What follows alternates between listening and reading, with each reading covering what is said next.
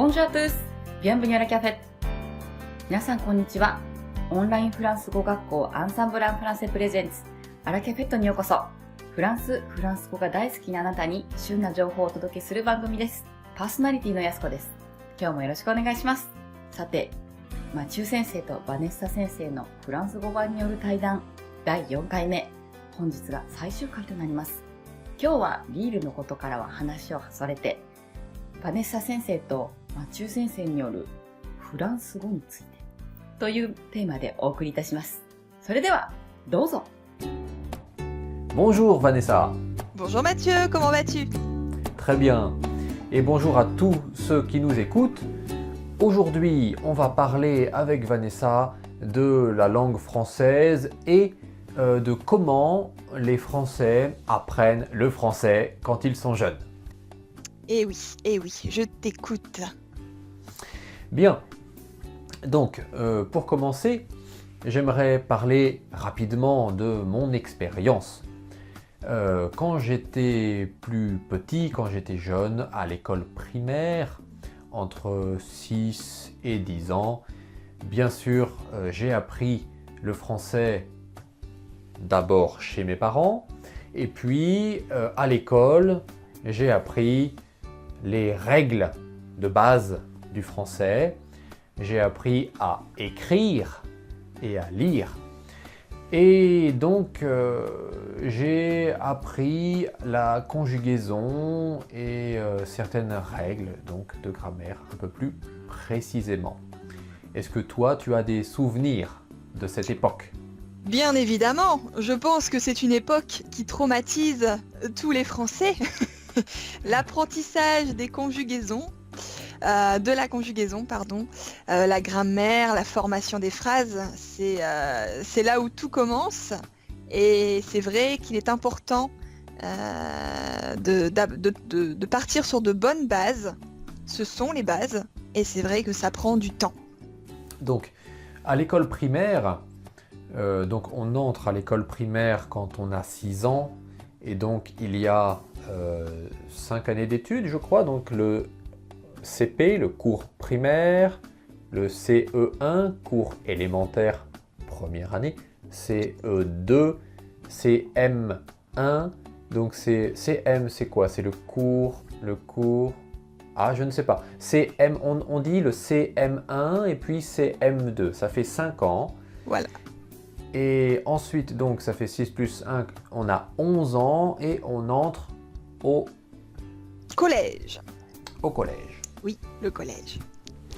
Au collège, on a donc la 6e, la 5e, la 4e et la 3e, ce qui nous fait 4 ans. 4 ans. Et alors, après ça, on a le lycée. Le lycée. Qui est cette fois la seconde, la première et la terminale. Voilà. Ce qui nous fait 3 ans. 3 ans. Donc c'est assez simple pour le retenir. À l'école primaire 5, au collège 4 et au lycée 3. Tout à fait.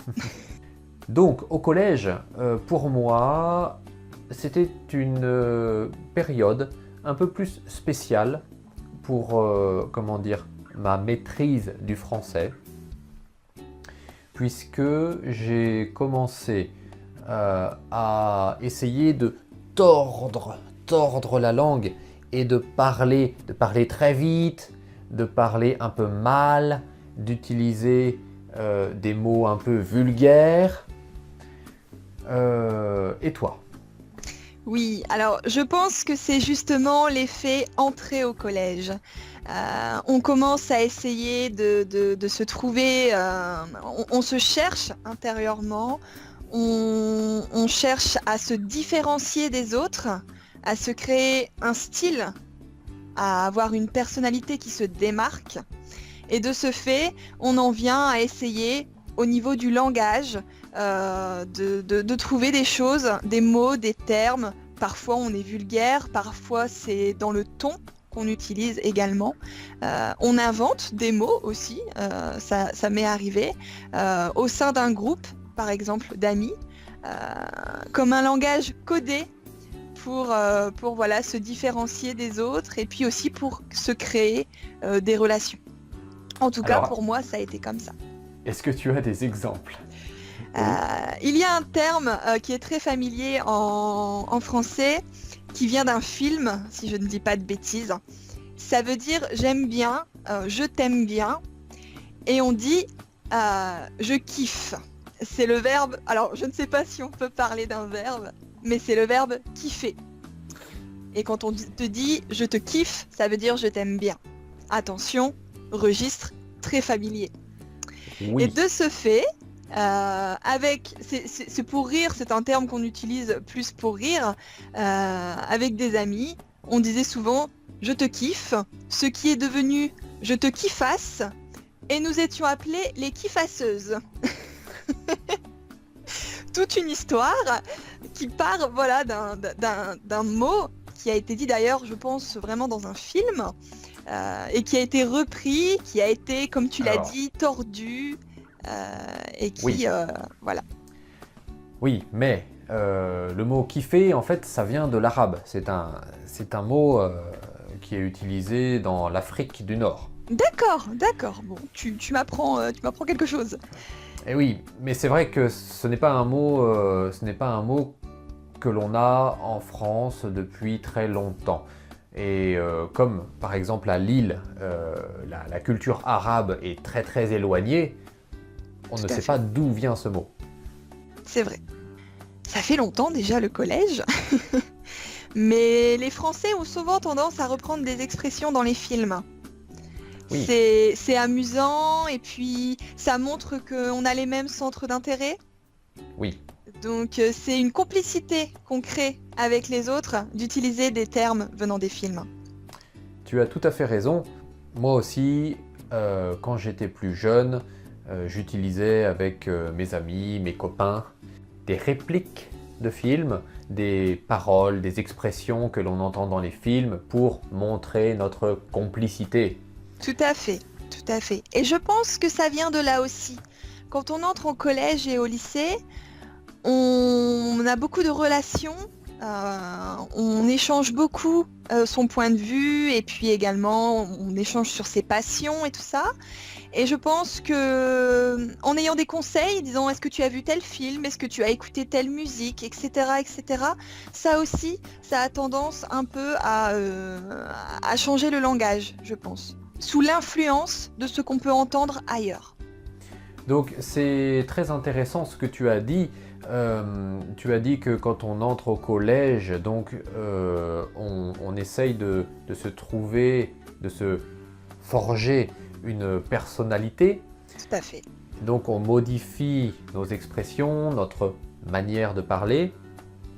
Et donc c'est certainement lié à l'adolescence. Oui, j'en suis persuadée. Oui.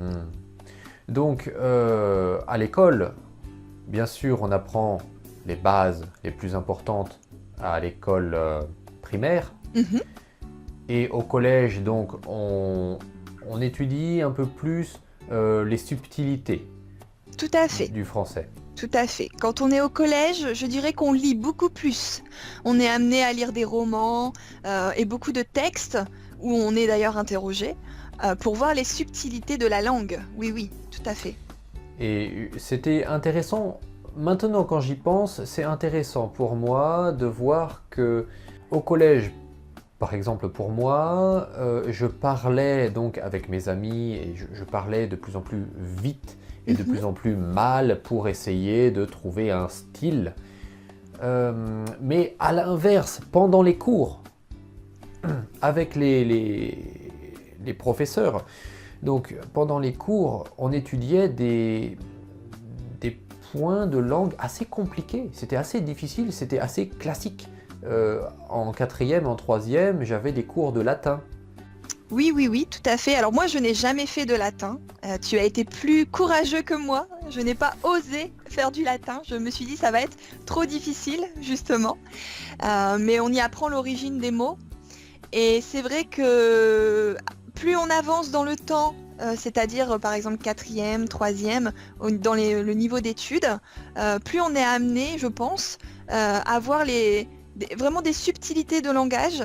Et c'est aussi très important de passer par là, notamment pour la conjugaison, par exemple, puisque dans le langage courant, on est assez limité finalement dans l'utilisation des conjugaisons. On a le passé composé, l'imparfait aussi qu'on utilise beaucoup, le futur, le présent, un peu de conditionnel également, mais on ne parle pas du tout comme dans un roman, par exemple. Je ne vais pas dire « Oh, ce fut très intéressant », ça serait assez étrange, je pense.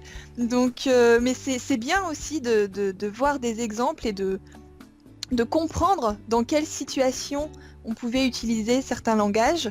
Et aussi, bon voilà, c'est toujours un très très bon entraînement. Tu as raison, et c'est vrai que, par exemple, pour le passé simple, c'est un temps que l'on utilise surtout dans des textes et dans des textes un peu anciens, dans des textes classiques. Tout à fait. Et même dans les histoires pour enfants. Donc, même les enfants ont l'habitude de l'entendre. Oui. Le passé simple. Donc, par exemple, pour aller, je vais au présent. Au passé composé, je suis allé. À l'imparfait, j'allais. Et puis, au passé simple, c'est encore j'allais dans ce cas. J'allais. Oui, Mais oui. ce n'est pas tu allais, il allait, c'est tu alla, il alla, Tout à vous fait. allâmes, vous allâtes. Bon, c'est une autre conjugaison. Tout à fait, tout à fait. Que nous n'employons pas vraiment à l'oral de ce Voilà. fait. Voilà. Mais on le sait, on le connaît. Donc on l'apprend, Tout à on fait. l'apprend au collège par exemple, enfin on l'apprend déjà dès la primaire si je ne dis pas de bêtises. C'est possible. En tout C'est cas, moi, possible. j'étais familiarisé avec ça, en tout cas à travers les histoires, comme l'histoire du petit chaperon rouge. Oui, tout à fait. Tout à fait. Oui, oui. Oui, l'histoire du petit chaperon rouge, je l'ai entendue avec du passé simple, je ne crois pas me tromper. Oui, oui, je confirme, je confirme. Oui, oui, oui. Voilà, voilà. Et donc après le collège, cette période un petit peu de l'adolescence, un petit peu de modification de notre manière de parler, où on étudie du français un peu plus difficile, un peu plus spécial. On apprend à écrire aussi, on apprend à faire des résumés, on apprend à faire des rédactions, écrire des longs textes. Tout à fait. Ouais. Et on a également, entre nous, entre Français, si je puis dire, on se repère aussi face au niveau de langue, parce qu'il y a plus on monte dans les études, plus on a des chances que la personne qui soit en face de nous ait beaucoup de vocabulaire et parle de manière très posée, comme on dit. Alors qu'il y a des personnes qui, s'ils ne sont pas vraiment intéressés par le français, auront peut-être un langage un peu moins soutenu. Et de ce fait, on peut deviner un petit peu quelle est la personne, quel genre de personne on a en face de soi. Exactement. Ça peut être intéressant de donner quelques exemples. Par exemple, quand on demande qu'est-ce que tu fais? Un exemple concret. Quand on veut bien parler, on dit qu'est-ce que tu fais? Tout à fait. Tout Donc, à fait. on prononce précisément chaque mot de la même manière que l'on écrit. Et quand on parle un peu plus vite, comment dit-on? Tu fais quoi? Tu fais quoi? C'est possible. On peut même dire, au lieu de qu'est-ce que, on peut dire qu'est-ce tu fais? Tout à fait. Qu'est-ce que tu Qu'est-ce fais? que tu fais? Oui. C'est Oui, d'ailleurs je un peu t'écoute. plus naturel, oui, je pense. Qu'est-ce que tu as fait? Qu'est-ce que tu fais? Je pense que dans la précipitation, c'est très souvent contracté. Et ça devient facilement qu'est-ce que tu fais? Donc il y a beaucoup de règles comme ça que l'on apprend en parlant, en fait, en écoutant, en parlant, avec les films aussi. Tout à fait. Et donc les Français apprennent à l'école aussi à posséder plusieurs niveaux de langage. Le niveau soutenu, très clair, très précis, facile à comprendre. Tout à fait. Et puis un niveau un peu plus, on va dire, quotidien, familier, qui est plus facile pour la personne qui parle. C'est plus court, c'est plus Exactement. rapide, Oui, oui, oui, mais un peu plus difficile à comprendre pour la personne qui écoute. bien sûr. Surtout qu'en France, en plus, on a, tout comme au Japon d'ailleurs, on a des dialectes parfois, on a différents... par exemple, bon, dans le nord, il y a le ch'ti par exemple, mais on a plusieurs dialectes qui font que parfois, même selon la prononciation aussi des fois, on ne peut ne pas se comprendre. Donc ça dépend, voilà, chacun s'approprie son langage en grandissant. Oui, oui, oui. D'ailleurs, peut-être que tu vas rire. Moi, je suis né à Poitiers, à côté de Poitiers, et j'avais un voisin qui avait une fille de mon âge. Donc le matin, quand j'allais à l'école, parfois c'était lui qui nous emmenait à l'école en voiture. Il s'appelait Gérard. Donc, et Gérard, il n'était pas né à Poitiers.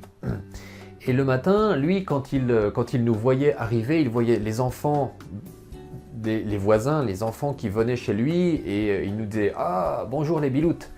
Et il nous appelait toujours les biloutes. Et alors, pour moi, je ne connaissais pas ce mot, et puis je me disais « Tiens, c'est amusant !» Alors, j'entendais toujours Gérard nous appeler « Hey, bonjour les biloutes !» Les biloutes. Et il n'y a pas longtemps... Tu as appris ce que ça voulait dire? Je suis allé à Lille et à Lille j'ai appris que biloute c'était un mot du nord de la France. Oui, oui.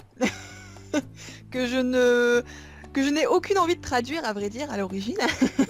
D'accord. Mais oui, c'est français, mais c'est un, voilà, en dehors de l'origine du mot, c'est un mot affectif Oui.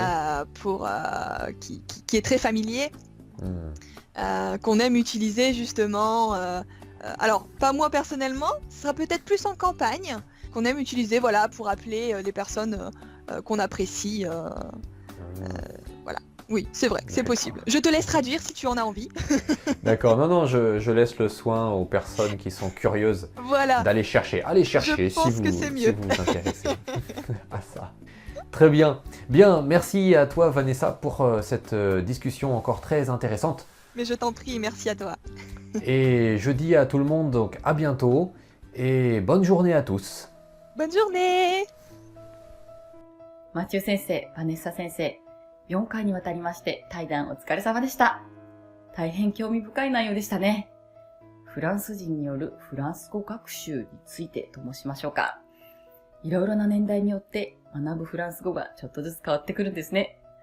また、マチュー先生とバネッサ先生がおっしゃっていたビルトという言葉ですけれども、ビアンブニューシェリシティというフランス映画にも出てきた面白い言葉です。その意味というのはちょっとこちらでは言えないんですけれども、やはりフランス語学習というのはフランス人にとっても日本人にとっても楽しいものですね。これからもフランス語学習頑張っていきましょう。では次回の放送をまたお楽しみに。アラキャペットではradio@ensemblefr.com こちらのアドレスまで番組への感想やご意見などいつでも募集しておりますので、皆様どしどしメールをお寄せください。それでは、アビアント